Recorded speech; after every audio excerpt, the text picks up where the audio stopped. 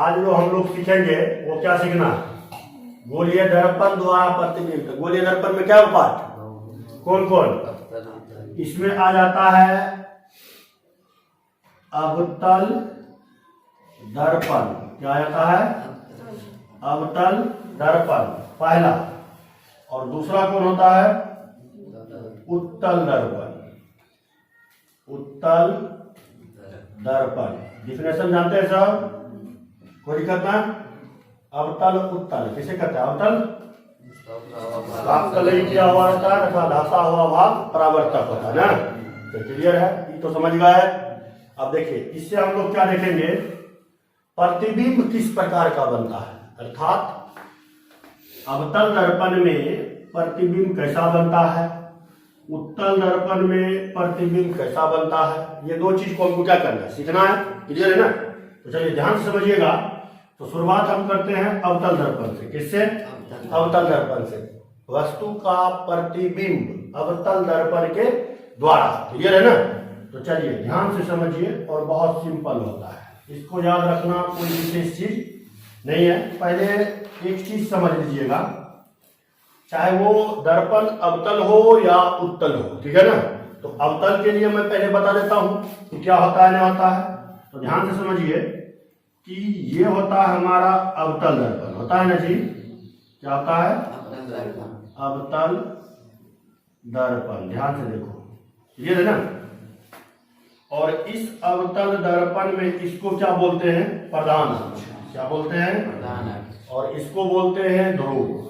और इधर होता है फोकस, और इधर होता है वक्रता केंद्र, और इधर अनंत। क्लियर है, तीन चीज याद हो गया।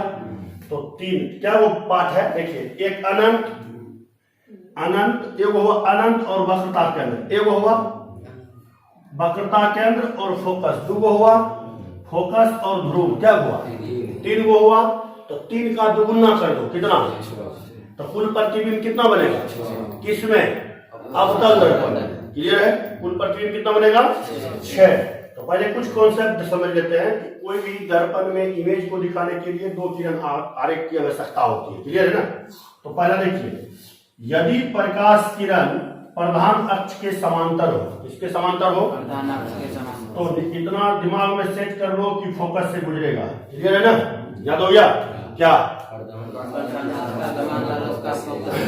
यदि प्रकाश किरण प्रधान अक्ष के समांतर आपतित होती है तो वो परावर्तन के बाद मुख्य फोकस से क्या होता है, गुजरता है। क्लियर हो गया, समझ में आ गया पहला पॉइंट। और दूसरा समझ लीजिएगा, इसी में इसी फिगर से हम समझा देते हैं। यदि प्रकाश की किरण को आप फोकस से गुजारिएगा, किससे गुजारिएगा, फोकस से, समझ लो सिंपल है। प्रधान अक्ष के समांतर था तो फोकस से गुजरा, अब की बार फोकस से गुजारेंगे तो कहां जाएगा, प्रधान अक्ष के समांतर। क्लियर है ना, यहां तक समझ में आ गया दूसरा कंडीशन। और तीसरा कंडीशन समझिएगा, यदि प्रकाश किरण को वक्रता केंद्र से गुजारा जाए, किससे गुजारा जाए, वक्रता केंद्र से गुजारा जाए, तो प्रकाश की किरण वक्रता केंद्र पर उसी दिशा में क्या हो जाता है, परावर्तन हो जाता है। क्लियर है, कोई दिक्कत ना। अब तीसरा पॉइंट तीन हो गया। अब देखिए चौथा पॉइंट आप दिमाग में सेट करके रखिएगा। चौथा पॉइंट, यदि प्रकाश की किरण को ध्रुव से गुजारा जाए, किससे गुजारा जाए, ध्रुव से, तो प्रकाश के परावर्तन के नियम का पालन करता है। क्लियर हो गया, चारों कॉन्सेप्ट क्लियर। अब इस हिसाब से हम लोग देखेंगे कि अवतल दर्पण में प्रतिबिंब कितना बनता है और कैसे बनता है, और कैसे हम लोग गिनती कर लें कि प्रतिबिंब किस प्रकार से बनेगा। क्लियर है, चुटकियों में आप लोग के दिमाग में सेट हो जाएगा अवतल दर्पण से प्रतिबिंब का निर्माण। बिता देना, समझ गए चारों कंडीशन। पहला कंडीशन क्या था, अगर प्रकाश की किरण प्रधान अक्ष के समांतर हो तो फोकस से गुजरेगा। क्लियर हो गया। और दूसरा था कि यदि प्रकाश की किरण फोकस से गुजारेंगे तो प्रधान अक्ष के समांतर होगा। क्लियर हो। तीसरा कंडीशन, यदि प्रकाश की किरण वक्रता केंद्र से गुजरेगी तो वह उसी पथ पर क्या होगा, लौट जाएगा। चौथा कंडीशन, यदि प्रकाश किरण को ध्रुव से गुजारा जाए तो प्रकाश से परावर्तन के नियम का पालन करेगा। क्लियर हो गया, ये चार कंडीशन समझ में आ गया। अब देखिए अवतल दर्पण में एक और चीज क्या समझना हमको, ध्यान से समझिएगा। मैंने क्या बोला, टोटल मिलाकर के अवतल दर्पण में कितने प्रतिबिंब? 6 प्रतिबिंब। कितना प्रतिबिंब? 6 प्रतिबिंब। तो देखो ध्यान से समझना, आपका दिमाग कैसे काम करेगा और आप जिंदगी में कभी नहीं भूलिएगा, ये तो गारंटी 100% है। FC समझ लो, भूलेगा तो कभी नहीं।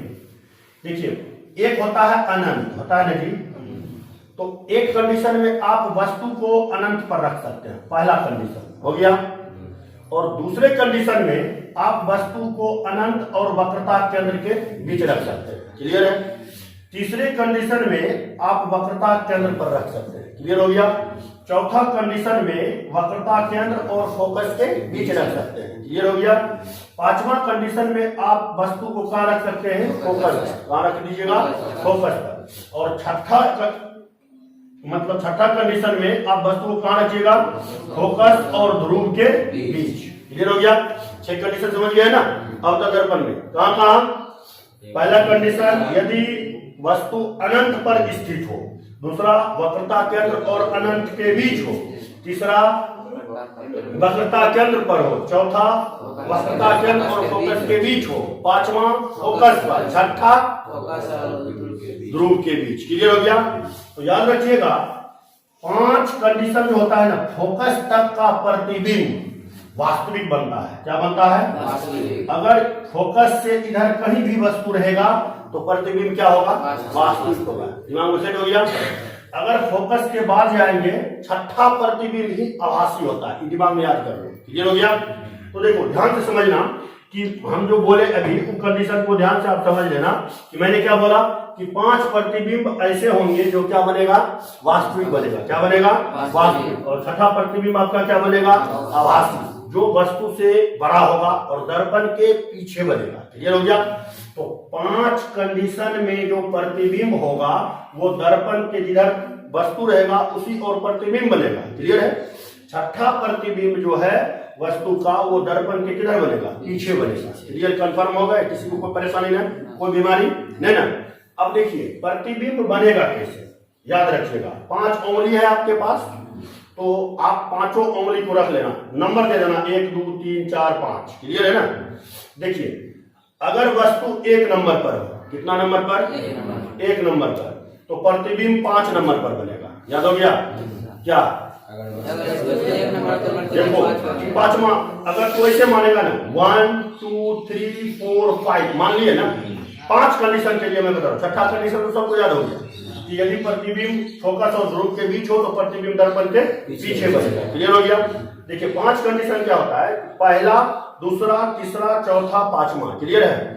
अगर वस्तु पहले नंबर पर हो, अंगूठा के पास, तो कंगुड़िया उंगली के पास बनेगा प्रतिबिंब, क्लियर है। तो 5वां नंबर में कौन आ जाता है? फोकस नहीं आता है जी। 5वां नंबर फोकस आ गया तो प्रतिबिंब कहां बनेगा? फोकस पर, क्लियर हो गया। अगर दूसरा कंडीशन में आएंगे, उधर से कमते जाना, क्लियर है ना। इधर से क्या करना है? कमते जाना है। 2 नंबर पर आए तो पहला नंबर का 5वां नंबर था, और दूसरा नंबर पर आए तो कौन आएगा? चौथा। और तीसरा नंबर पर आए तो तीसरे नंबर में रहेगा जी, नहीं रहेगा। समझ में आ गया ना। मतलब देखो पहला में है, पहला उंगली पर लेंगे तो 5वां होगा, दूसरा पर लेंगे तो चौथा होगा, तीसरा अगर लेंगे तो तीसरे रहेगा, नहीं रहेगा जी। तीसरा अगर लेंगे तो क्या रहेगा? तीसरे रहेगा। अगर हम चौथा लेंगे, चौथा पर आए ना तो दूसरा, अब उल्टा क्या करेंगे? दूसरा। चौथा पर आएंगे तो दूसरा, और 5वां पर आएंगे तो पहला। समझ में आई? लो समझ में आ गया। 5वां उंगली अगर याद है तो आपका प्रतिबिंब दिमाग में सेट है, क्लियर है ना, कोई परेशानी नहीं। अब चलिए किरण आरेख के द्वारा हम लोग समझेंगे कि प्रतिबिंब कहां बनता है, क्लियर हो गया। किसी को कोई दिक्कत नहीं ना? कंफर्म हो गए ना? 5 याद हो गया। अगर बस प्रतिबिंब अनंत पर हो तो वस्तु अनंत पर हो तो प्रतिबिंब कहां बनेगा? अगर वस्तु वक्रता केंद्र और अनंत के बीच हो तो प्रतिबिंब कहां बनेगा? यदि वस्तु वक्रता केंद्र पर स्थित हो तो प्रतिबिंब कहां बनेगा? अगर प्रतिबिंब वक्रता केंद्र, अगर वस्तु वक्रता केंद्र और फोकस के बीच स्थित हो तो प्रतिबिंब कहां बनेगा? क्लियर है? अगर वस्तु फोकस पर स्थित हो तो प्रतिबिंब कहाँ बनेगा? छठा कंडीशन में दर्पण के पीछे। क्लियर हो गया? 5 प्रतिबिंब वास्तविक और 1 प्रतिबिंब क्या होगा? आभासी। क्लियर हो गया? तो अवतल दर्पण में दोनों प्रतिबिंब बनता है, वास्तविक भी आभासी भी। क्लियर हो गया ना? कोई परेशानी नहीं ना? चलिए अब हम लोग देखते हैं किरण आरेख के द्वारा कि प्रतिबिंब किस प्रकार से कैसे कैसे होता है। क्लियर है ना? चलो देखो, ध्यान से देखना, इसको मिटा देते हैं। समझ गया ना? कोई दिक्कत है ना?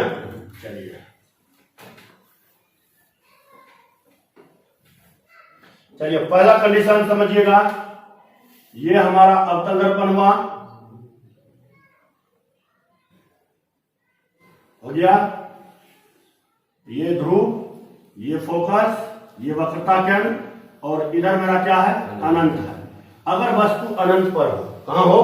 अनंत पर, तो यहां से किरण गुजारेंगे तो याद रखना हर हमेशा प्रधान अक्ष के समांतर ही किरण जाएगा। क्लियर है ना? तो उसमें हर कंडीशन में याद रखिएगा कि किरण फोकस से गुजरबे करेगा। क्लियर हो गया? अब यहाँ फिर भी अगर हम अनंत से वस्तु प्रकाश किरण को गुजारे तो प्रतिबिंब कहाँ बना? फोकस से पर बना, नहीं बना। तो इस कंडीशन में प्रतिबिंब क्या होगा? वास्तविक होगा, बहुत छोटा होगा, नहीं होगा जी? कोई दिक्कत नहीं? दोनों हो गया, समझ में आ गया ना? अब तीसरा कंडीशन, दूसरा कंडीशन देखिएगा, मीटर है। चलिए तो प्रतिबिंब कहाँ बना? फोकस पर। अब दूसरा कंडीशन आप समझिएगा,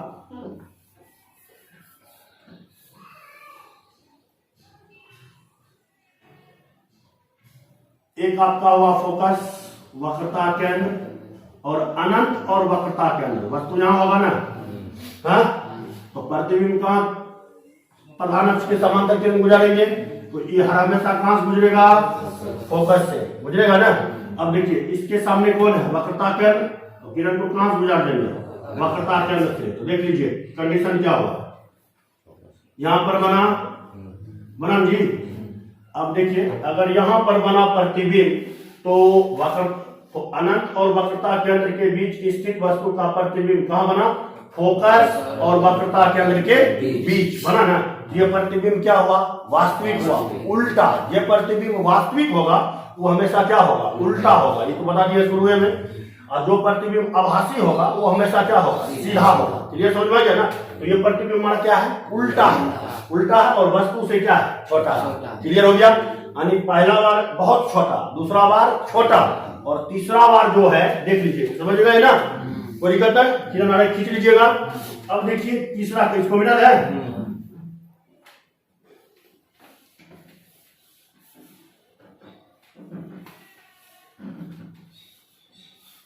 अगला पॉइंट आपका है, अगर वस्तु कहां स्थित हो? वक्रता केंद्र और वक्रता केंद्र पर हो, तो देखिए कंडीशन में कहां आया?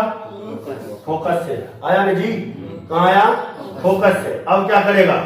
अब किरण को कहां से गुजारेंगे?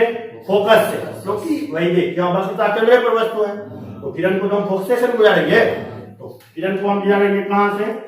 फोकस से। तो जैसे ही गुजारेंगे तो प्रतिबिंब आपका कहां बन जाएगा?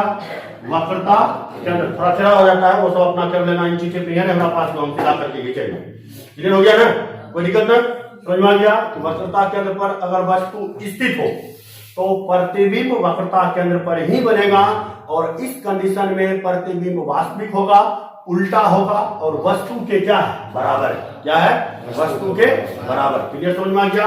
किसी को कोई परेशानी नहीं ना? किसी को कोई दिक्कत, कोई बीमारी? आगे चले। चलिए अब वस्तु कहां स्थित होगा? फोकस और वक्रता केंद्र के बीच। कहां स्थित होगा?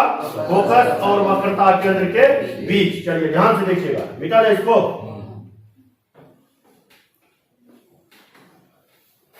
क्या हुआ? 3 गो, चौथा है जी।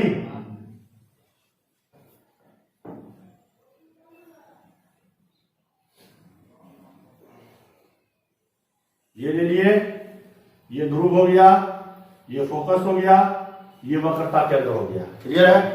वक्रता केंद्र तक तो वस्तु आ चुका है। अब कहां आएगा? वक्रता केंद्र और फोकस के बीच। तो किरण गुजारेंगे प्रधान अक्ष के समांतर, और ये इधर गुजरेगा, इधर गुजरेगा जी, गुजरेगा ना? अब किरण को कहां से गुजारेंगे? इधर यहां से नहीं गुजारिएगा जी, तो इधर से गुजारिएगा। तो देखो कैसे गुजरेगा, ध्यान से देखना। थोड़ा इसको ऐसे दर्पण ने छोटा पड़ गया तो थोड़ा बढ़ा देता हूं, अपना तो मार्कर है ना, आप वो कंडीशन देख लीजिएगा, क्लियर है ना। देखिए कट गया, थोड़ा टेढ़ा हो गया, ध्यान से देखिए। मोटी होने के कारण ये आगे खींचिएगा ना तो कहीं पर आकर के क्या होगा, कट जाएगा, कहीं पर आकर के क्या होगा, कट जाएगा। तो प्रतिबिंब कहां बनेगा, ध्यान से देखिए, अनंत और वक्रता केंद्र के बीच। क्लियर हो गया, याद हो गया क्या, प्रतिबिंब कहां बनेगा, जब वस्तु कहां स्थित हो, कहां स्थित हो, क्लियर हो गया। 4 कंडीशन याद हो गया। किसी को कोई परेशानी, कोई दिक्कत, अब अगला कंडीशन वस्तु कहां रहेगा, 5 कंडीशन हो गया ना। देख लो ये झलक फिगर। अब देखो होगा क्या, पहला नंबर तो एक चीज याद रखना, अगर वक्रता केंद्र के आगे चलेंगे ना, वक्रता केंद्र के आगे, हर हमेशा किरण वक्रता केंद्र से गुजरता है, दिमाग में याद रखना। कैसे, तो देख लो, पहला कंडीशन में तो कहीं से किरण नहीं गुजरा, डायरेक्ट प्रधान अक्ष के समांतर आया, वहां से निकल गया, नहीं निकल गया, फोकस से निकल गया, प्रतिबिंब फोकस से बराबर गया। दूसरा कंडीशन में वस्तु अनंत और वक्रता केंद्र के बीच था, तो अनंत और वक्रता केंद्र के बीच स्थित होने के कारण अगर तो किरण को पहले बार गुजर मतलब निकालेगा, आप आपतित कीजिएगा तो कहां से होगा, फोकस से गुजरेगा, गुजरेगा ना। तो देखो अनंत वक्रता केंद्र के बीच अगर वस्तु है तो अगला जो किरण गुजारिएगा वो कहां से गुजरेगा, वक्रता केंद्र से। क्लियर है ना। अब दूसरा कंडीशन आ गया, तीसरा कंडीशन है कि वस्तु वक्रता केंद्र पर ही है। अगर वस्तु वक्रता केंद्र पर स्थित है तो आप क्या कीजिएगा, तो एक बार किरण गुजारिएगा प्रधान अक्ष के समांतर, तो फोकस से गुजर गया, तो वक्रता केंद्र के आगे कौन है, फोकस है, तो दूसरा किरण आप कहां गुजारिएगा, फोकस है ना, तो प्रतिबिंब कहां बन गया, वक्रता केंद्र पर ही। और दूसरा चौथा कंडीशन में वस्तु कहां स्थित था, फोकस और वक्रता केंद्र के बीच, तो एक बार किरण को आपतित किए तो फोकस से परावर्तित हो गया। दूसरा कंडीशन में वक्रता केंद्र तो खाली हो गया ना, वक्रता केंद्र से अब जहां लेंगे किरण वक्रता केंद्र से दूसरा किरण को गुजारेंगे। क्लियर हो गया। किसी को कोई परेशानी, आगे चला जाए, कोई दिक्कत है ना। चलिए ये प्रतिबिंब समझ गए। अब अगला कंडीशन क्या है, इसको मिटा देता हूं। अब आपका है छठा नंबर, पांचवा नंबर, छठा पांचवा नंबर में कंडीशन क्या है, ऐसे लेंगे, ऐसे खींच देंगे, पी एफ सी, वस्तु यहां है ना, फोकस पर है, गुजारेंगे तो आराम से ये निकल जाएगा, नहीं निकल जाएगा जी। अब देखिए कंडीशन कहां से बनेगा, इस थोड़ा दर्पण को बड़ा कर लेता हूं, कौन दर्पण है, अवतल। अब किरण आरेख को ऐसे खींचेंगे तो इसको ऐसे करके मिला देंगे, मिला दिए ना। अब देखिए प्रतिबिंब कहां बना, अनंत पर, कहां बना, अनंत पर, कहीं कटा नहीं ना, एक दूसरे के समांतर निकलते हुए चला गया, तो प्रतिबिंब कहां बन जाएगा, अनंत पर। क्लियर हो गया, कोई दिक्कत, समझ में आ गया ना। चलिए ये कंडीशन में यहाँ वस्तु क्या होगा, प्रतिबिंब, प्रतिबिंब क्या होगा, अरे पागल कहना, वस्तु से बड़े होगा कि बहुत बहुत बड़ा होगा। पहला कंडीशन में क्या होता है, बहुत बहुत छोटा, तो दूसरा कंडीशन तो अब प्रतिबिंब में बन रहा है पहला कंडीशन पर, तो बहुत बहुत बड़ा ना, समझ में आ गया ना, कोई दिक्कत है ना। चलिए आगे बढ़े, चलिए और देखो, जब वस्तु आपका इसके बीच था, इसके बीच वक्रता केंद्र और फोकस के बीच था ना, तो यहां जो प्रतिबिंब बना था वो वस्तु से बड़ा, समझ रहे ना, वस्तु से बड़ा। ये जो प्रतिबिंब बना वस्तु से बहुत बहुत बड़ा, समझ गया ना, कोई दिक्कत ना। चलिए अब कौन आएगा, छठा नंबर ना। चलिए ध्यान समझिएगा, छठा नंबर क्या होता है, मिटा देते हैं इसको।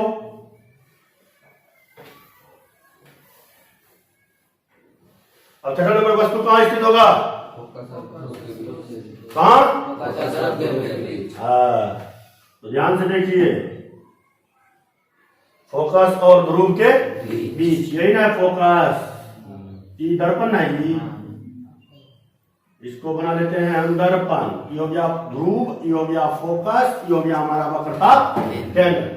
अब वस्तु यहां है, यहां मान लेते हैं, क्लियर है ना, यहां से गुजारेंगे, किन्हें गुजारेंगे, यहां से जैसे ही गुजारेंगे तो ये कहां से गुजरेगा बेचारा, मुख्य फोकस से गुजरेगा ना। अब किरण को कहां से लेंगे, वक्रता केंद्र से गुजारेंगे। कहां से गुजारेंगे, वक्रता केंद्र। थोड़ा ये गड़बड़ हो गया, वक्रता केंद्र से गुजरना है जी, नहीं गुजरना है। तो देखिए अगर वक्रता केंद्र से गुजारेंगे, थोड़ा वक्रता केंद्र को आगे ले लेते हैं, फिगर बन गया है छोटा। देखना तुम ये सब गलती नहीं करना, पहले देख लेना अपना, ठीक है ना। तो देखिए वक्रता केंद्र से इस टाइप से गुजारेंगे, यहां हो गया, वक्रता केंद्र से गुजारे ना, तो इसी पथ पर क्या होगा, लौट जाएगा, नहीं लौट जाएगा जी। तो पीछे ध्यान से देखिएगा, पीछे जो है ये प्रतिबिंब इधर बनेगा, नहीं बनेगा, तो इधर कहां बनेगा, इसको आगे बढ़ा दीजिए, इसको भी आगे बढ़ा दीजिए, जहां कट हुआ वहां पर क्या बन गया, प्रतिबिंब बन गया ना। और ये प्रतिबिंब क्या होगा, आभासी सीधा। कैसे, जैसे वस्तु है वैसे प्रतिबिंब बना, तो आभासी सीधा, वस्तु से बड़ा, बहुत बड़ा ना, वस्तु से बड़ा। तो कंडीशन समझ में आ गया, कोई दिक्कत ना। किरण आरेख कैसे कैसे खींचे देख लियो ना। एक बार ऐसा हुआ है कि वक्रता केंद्र से किरण नहीं गुजरा है, हर हमेशा वक्रता केंद्र से गुजरा है, नहीं गुजरा है। सिर्फ एक कंडीशन, पहला कंडीशन में किरण वक्रता केंद्र से नहीं गुजरा। क्लियर है। तो आप आराम से सारणी बना सकते हैं। जब वस्तु फलनामा जगह रहेगा तो प्रतिबिंब चिन्हनामा जगह बनेगा। कैसा बनेगा, नहीं बनेगा, चिन्ह परिपाटी बता चुका हूं, कोई दिक्कत ना। चलिए ध्यान से आगे चले। अब अगला कौन कंडीशन होगा, कौन होगा, उत्तल दर्पण। नहीं जी, उत्तरी दर्पण होगा। तो उत्तल दर्पण में सोचना क्या प्रतिबिंब, दो प्रतिबिंब नहीं होगा जी। देखो कैसे होगा उत्तल दर्पण में दो प्रतिबिंब क्यों होगा, तो ध्यान से समझना। इसको मिला जाता है, सातवां प्रतिबिंब भी होता है यहां पर जब बनेगा, समझ रहे ना। चलिए इसको मिला दें। अब हम लोग देखेंगे उत्तल दर्पण में प्रतिबिंब, क्लियर है ना। अब गोलीय दर्पण में एक बचा कौन, उत्तल दर्पण, यही है ना जी। ध्यान से देखिए क्या है, उत्तल दर्पण है, क्लियर है। तो देखिए समझिएगा कि उत्तल दर्पण में प्रतिबिंब किस प्रकार से, कैसे और कब बनता है, कहां बनता है, क्लियर है ना। तो उत्तल दर्पण का इमेज बनाने के लिए आता है जी, आता है। चलिए समझिएगा, ये हमारा क्या है, उत्तल। तो अंदर में अगर रहेगा तो कौन दर्पण, उत्तल दर्पण। ध्यान से देखो, ये ध्रुव होगा ना जी, इधर लेंगे तो देखो जिधर परावर्तक सतह था फोकस सब उधर होता था, अब की बार फोकस इधर होगा और वक्रता केंद्र इधर होगा, क्लियर है ना। देखिए इधर दो एक कंडीशन है, या तो अनंत है या अनंत और ध्रुव के बीच है, दो कंडीशन है।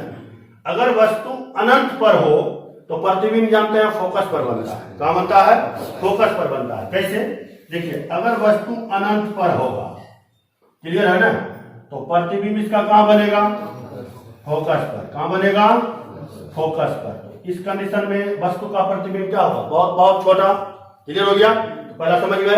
अब दूसरा कंडीशन तो कहां रख सकता है, अनंत और ध्रुव के बीच में, तेरा से कहीं रख सकता है, नहीं रख सकता है, मीटर है, क्लियर है ना, समझ में आ गया ना। उत्तल दर्पण में, और यह प्रतिबिंब क्या होता है, आभासी, सीधा और वस्तु से बहुत बहुत छोटा, क्लियर हो गया, कोई दिक्कत ना। चलिए अब अगला पॉइंट आपका है कि पहला कंडीशन हुआ और दूसरा कंडीशन समझ लीजिएगा। उत्तल दर्पण में, यही ना उत्तल दर्पण जी,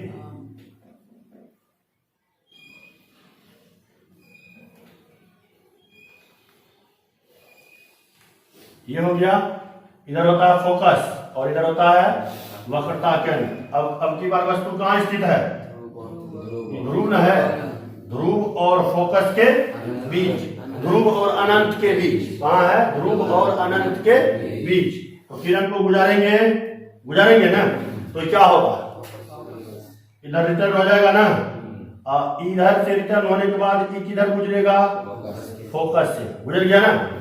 अब किरण को हमको क्या करना है, फोकस से गुजार देना है। कहां से गुजारना है, फोकस से। फोकस से या वक्रता केंद्र से, वक्रता केंद्र से, याद रखिए फोकस से गुजारिएगा।